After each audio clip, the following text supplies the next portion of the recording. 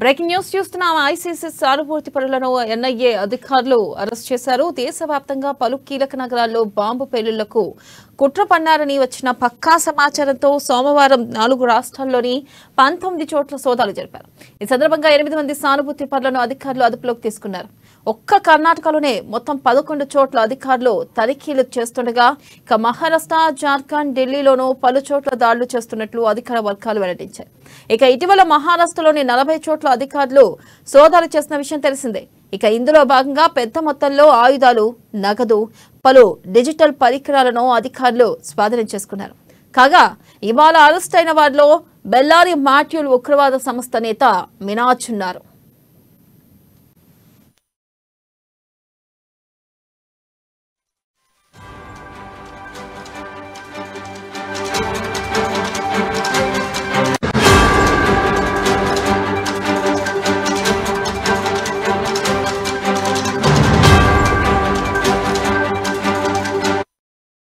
Breaking news చూస్తున్నాం. ICC సానుభూతి పరులను ఎన్ఐఏ అధికారులు అరెస్ట్ చేశారు.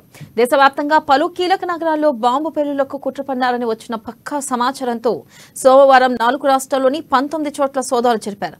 ఈ సందర్భంగా 8 మంది సానుభూతి పరులను అధికారులు అదుపులోకి తీసుకున్నారు.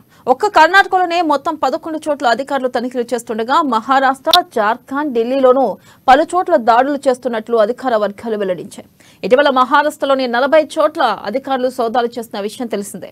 ఇందులో భాగంగా పెద్ద మొత్తంలో ఆయుధాలు, నగదు, పలు డిజిటల్ పరికరాలను అధికారులు స్వాధీనం చేసుకున్నారు. కాగా ఇవాళ అరెస్ట్ అయిన వారిలో బెల్లారి మాట్యూల్ ఉగ్రవాద సంస్థ నేత మినాజ్ ఉన్నారు.